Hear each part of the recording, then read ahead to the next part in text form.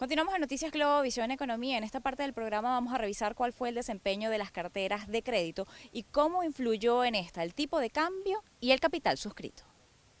El sector bancario ha venido creciendo de manera importante su cartera de crédito.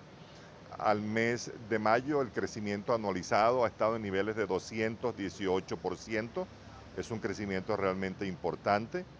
Las captaciones del público han venido creciendo también de manera importante, con un crecimiento anualizado en niveles de 270%. La rentabilidad sobre el activo, o lo que se conoce comúnmente como el ROA de la banca, ha venido comportándose igualmente de manera eficiente, lo cual significa que el activo está contribuyendo cada vez más a la generación de utilidades de la banca. En lo que se refiere a la rentabilidad sobre el patrimonio, que comúnmente se conoce como el ROE, igualmente ha venido teniendo un comportamiento importante, cerrando el mes de mayo en niveles superiores al 75%. Un tema que igualmente destaca dentro de ese comportamiento positivo de la banca es que el nivel de morosidad de la banca es prácticamente el más bajo de la región, entiéndase de América Latina.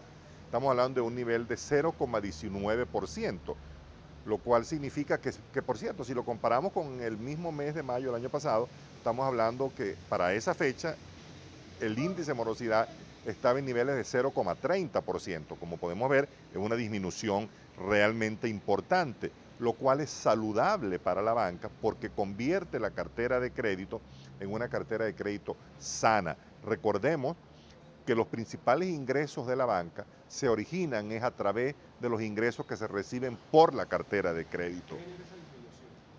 Esa disminución la generan básicamente la genera un factor que es importante señalarlo, que es el crecimiento progresivo que ha venido teniendo la cartera de crédito, porque eso es un factor. La manera de medir el índice de morosidad es un factor, es básicamente los créditos morosos o lo que se llama la cartera inmovilizada, o mejor dicho, es lo que está vencido más el litigio. Ambos, que significa que la banca no está cobrando, dio el préstamo, pero no está cobrando los intereses porque la persona cayó en mora.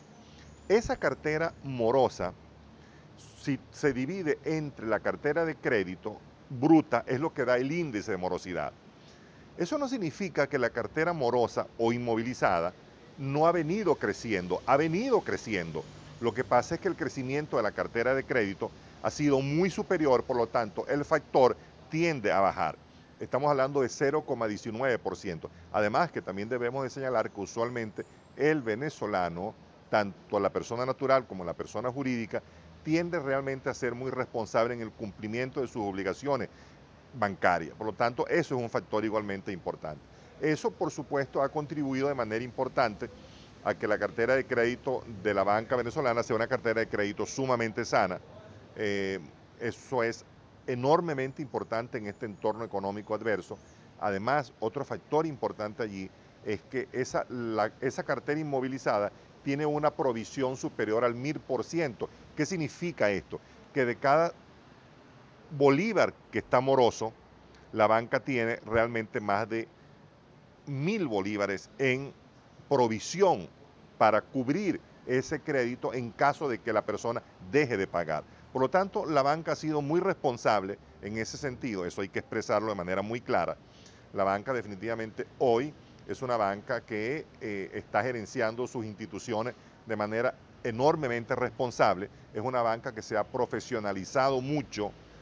Hoy la banca está conformada por gerentes, profesionales del área, lo cual pues habla definitivamente muy bien de la banca, a pesar de que la inflación está en niveles desbordados, a pesar de que tenemos una recesión realmente en niveles pues igualmente no vistos en el país en muchos años atrás.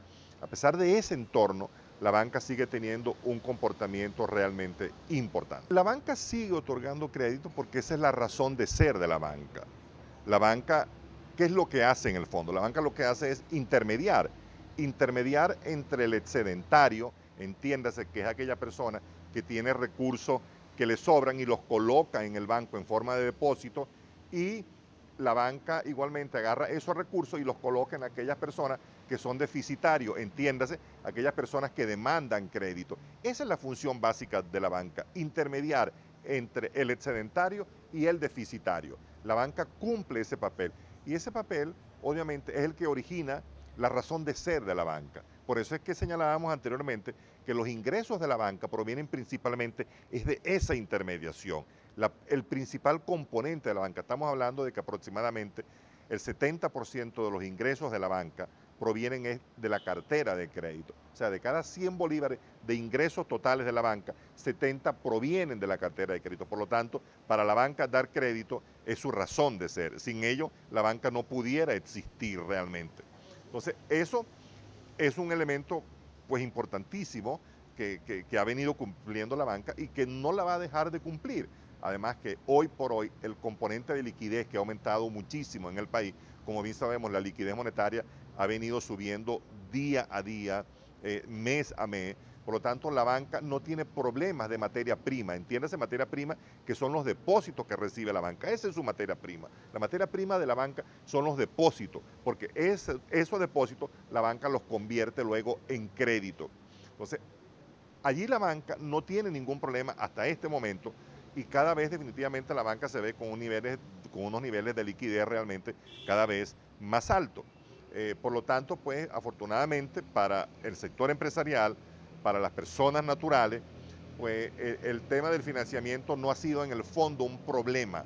Realmente siempre la banca ha estado disponible y siempre ha contado con la materia prima suficiente para poder realmente apalancar el financiamiento tanto del sector empresarial como de los créditos al consumo en el caso de las personas naturales. No, la banca pública definitivamente ha venido creciendo en la participación en el sistema financiero. Hoy pudiéramos señalar que la banca pública conforma el 30% del total del sistema financiero. Eso unos 10 años atrás no era ese porcentaje. Bancos como el Banco de Venezuela, como el Banco Bicentenario, como el Banco del Tesoro, otra institución del sector público como es Banfan, que es el Banco de la Fuerza Armada, son instituciones que han venido creciendo mucho en términos de depósitos porque prácticamente todos los fondos de la administración pública están prácticamente concentrados en la banca pública. Por lo tanto, la banca pública realmente tiene recursos suficientes y tiene capacidad para prestar crédito. Es importante señalar, el banco hoy más importante del país, tanto en captaciones del público como en cartera de crédito, es el Banco de Venezuela, que es un banco público.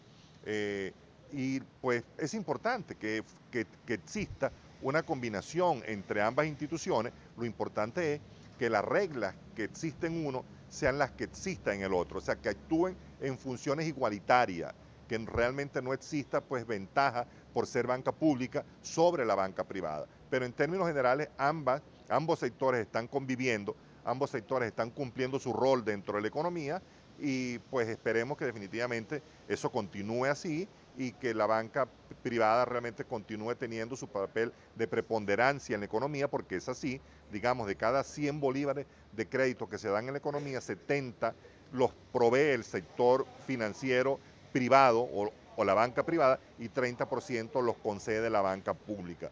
Una proporción similar realmente tenemos